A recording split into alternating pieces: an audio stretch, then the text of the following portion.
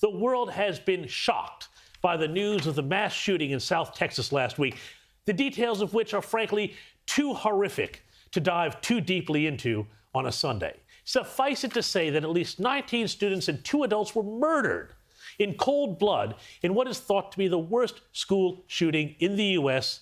in nearly a decade.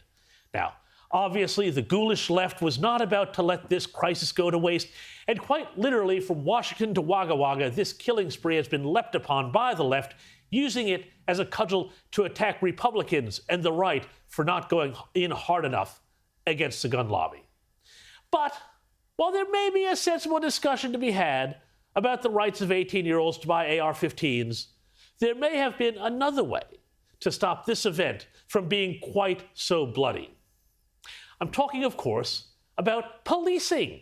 Yeah, I know, novel concept, right? And whether or not we can really rely on the cops to be there when we need them.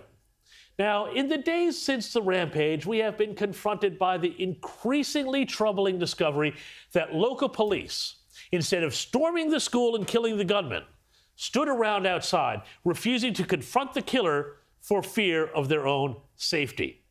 Indeed, officials admitted that they stood around outside the school for more than an hour while the gunman proceeded on his deadly rampage before storming the classroom where he was holed up after he had fired more than 100 rounds.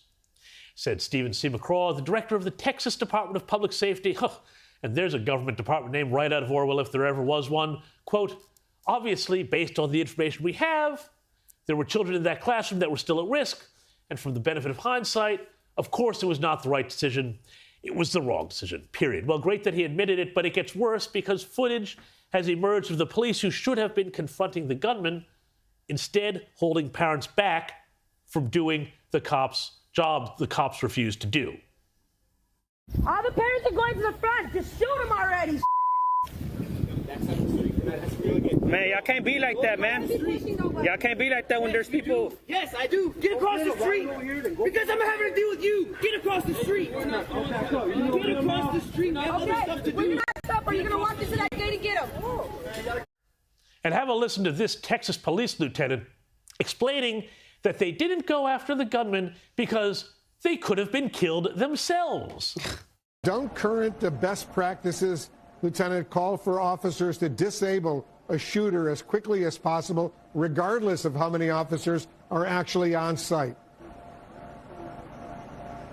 Correct. The active shooter situation, you want to stop the killing, you want to preserve life, but also one thing that, of course, the American people need to understand is that officers are making entry into this building. They do not know where the gunman is. They are hearing gunshots. They are receiving gunshots. At that point, if they proceeded any further, not knowing where this suspect was at, they could have been shot. They could have been killed. Sorry. Hello? Isn't that your job? I mean, look at that guy. All hat, no cattle. Eventually, it was frustrated border agents, you know, the evil guys with whips and horses that Joe Biden hates, who confronted the shooter, killing him.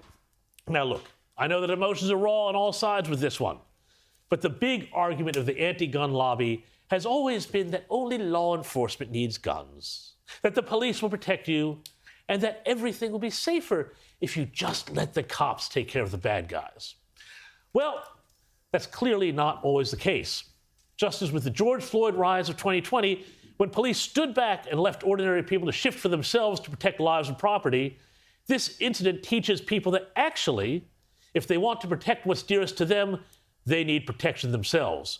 If the cops show up and don't protect people, the most innocent people, little school children, it will make law-abiding people want to go out and get a gun to do what the police refuse to.